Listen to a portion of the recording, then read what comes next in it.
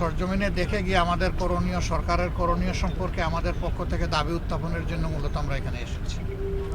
তা আমি সর্বপ্রথম সেই সমস্ত মানুষদের প্রতি সহানুভূতি জ্ঞাপন করছি এবং তাদের আত্মার মাগফিরাত কামনা করছি যে সম্প্রতি বন্যায় যারা নিহত হয়েছেন পাহাড় ধসের কারণে বা বিভিন্ন কারণে। বিশেষভাবে আমরা খুবই উদ্বিগ্ন। চট্টগ্রাম মহানগরী হচ্ছে বাংলাদেশের বাণিজ্যিক রাজধানী, কিন্তু একটু বর্ষা নেমে আসলেই পুরা চট্টগ্রাম মহানগরীতে দুর্ভোগ দেখা দেয়। নালা নর্দমা উপচে পড়ে বিভিন্ন ধরনের অসুবিধার কারণে দুই একটা মৃত্যুর ঘটনাও গতবার ঘটেছে।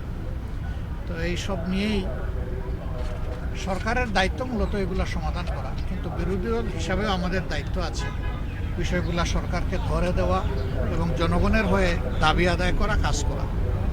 আমাদের আজকের আশাটা অনেকটা সেরকম। আমরা ইনশাল্লাহ এখান থেকে বাঁশখালী যাচ্ছি, বাঁশখালীর থেকে ফেরার পথে আমরা লোহাগাড়া এবং সাতকাঠি আমরা চেষ্টা করব। এরপরে শহরেরও কিছু জায়গায় আমরা যাব, দেখব, আপনাদের অবস্থা দেখে আমরা কীভাবে দাঁড়াতে পারি সেটা আমরা চিন্তা করছি। এবং বন্যায় ক্ষতিগ্রস্ত এলাকায়ও যতটুকু পারি আমাদের পক্ষ থেকে দলীয় অবস্থান থেকে আমরা ত্রাণ কার্যক্রম পরিচালনার জন্য আমাদের সংশ্লিষ্ট সকল সংগঠনকে আমরা নির্দেশ দিয়েছি এবং কেন্দ্র থেকে আমরা এটা সমন্বয় করছি। দেশের 4টা বিভাগে মূলত এই সমস্যা দেখা দিয়েছে: চট্টগ্রাম বিভাগ, সিলেট বিভাগ, রংপুর বিভাগ এবং ময়মনসিংহ। আর বাকি বিভাগগুলো অতটা ভালনারেবল না, কিন্তু এই 4টা বিভাগের অবস্থা ক্রমান্বয়ে খারাপের দিকে যাচ্ছে। তবে রংপুর বিভাগ বেশি হুমকিতে পড়বে যদি তিস্তার ওই দিক থেকে বাঁধ সব খুলে দেওয়া হয়, তাহলে যেটা প্রত্যেক বছরই হয়, এটা দুঃখ হয়ে আছে, সেই ঝামেলাটা দেখা দেবে।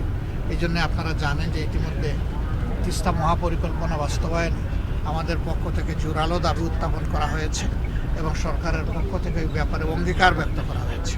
আমরা এখন সেই অঙ্গীকার বাস্তবায়নের অপেক্ষায় আছি। আমরা জানি প্রজেক্টটা অনেক বড়, সময় লাগবে, কিন্তু আন্তরিকভাবে কাজটা শুরু হোক, দৃশ্যমানভাবে জনগণ এটা দেখতে চায়।